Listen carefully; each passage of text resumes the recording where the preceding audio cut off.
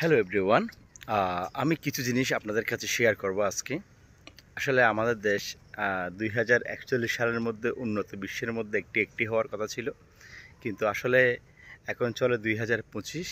এই 2025-এ এসেও আমরা আসলে তেমন কিছু দেখতে পারিনি, যেহেতু ঢাকা শহরে কিছু কিছু জায়গার মধ্যে উন্নত হয়েছে, বাট কিন্তু গ্রাম অঞ্চল অনেক আছে যে এখনও উন্নতির কোনো ছোঁয়াই লাগে নাই। আমি কিছু জিনিস দেখাই আপনাদের। এই দেখেন, বৈদ্যুতিক খুঁটি রয়েছে, আবার অনেক বড় বড় খুঁটিও রয়েছে, অনেক বড় খুঁটি। এর মধ্যে অনেক বড় খুঁটি, একদম গ্রাম থেকে শহর পর্যন্ত এই লাইনগুলো গেছে আর কি, কারণ এখানে কাপ্তাই থেকে এই লাইনগুলো আসছে।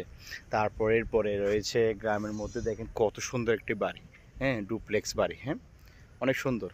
আর এরপরে একটা স্কুল রয়েছে, স্কুল ওই দেখেন স্কুল, এটা প্রাইমারি স্কুল, তবে সরকারি। এরপরে আরেকটা বাড়ি দেখে, ওই দেখেন বাড়ি, পাকা বাড়ি, 2 তলা। এরপরে রয়েছে এদিকে আছে একটা 1তলা বাড়ি। এরপরে আর আমি এখন যে রাস্তা দাঁড়িয়ে আছি, ওই রাস্তাটা দেখেন, এই রাস্তাটি দেখেন কেমন। রাস্তাটির বিগত ধরেন 10-15 বছরে কিছু ইট ছিল, ইটগুলো দেওয়া হয়েছিল সিঙ্গেল করে, ওই জন্য দেখেন রাস্তার ইটগুলো এখন কী অবস্থা। এই দেখেন রাস্তার ইটগুলো এখন কী অবস্থা।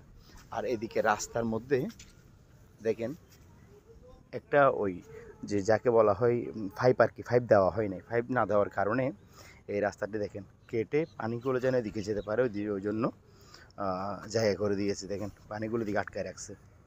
আর দেখেন এই রাস্তাটার মধ্যে এখন পুরোটা ঘাস হয়ে গেছে, ঘাসের রাস্তা বলেন। মানুষ এখন উন্নত বিশ্ব চাই, উন্নত রাষ্ট্র চাই, উন্নত রাস্তা চাই, কিন্তু এটা হচ্ছে পুরোটা একটা ঘাসের রাস্তা, অনেকগুলো ঘাস। আমি একটু ওই আপনাদের ব্যাক ক্যামেরা দিয়ে দেখাই, আসলে রাস্তাটা ভালোভাবে দেখাচ্ছি আমি আপনাদেরকে।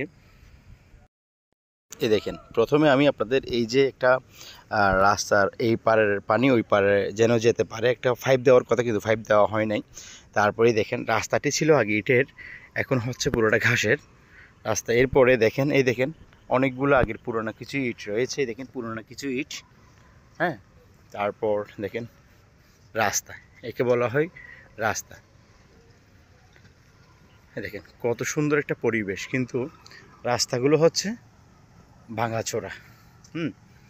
এর মধ্যে এদিকে দেখেন ধান গাছ রোপণ করা হয়েছে, অনেকগুলো ধান গাছ রয়েছে।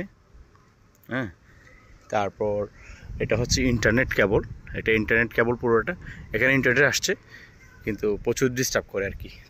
এই রাস্তাটা দিয়ে প্রায় আমরা প্রায় অনেক বাড়ির লোক যাওয়া আসা করি, প্রায় অনেকজন।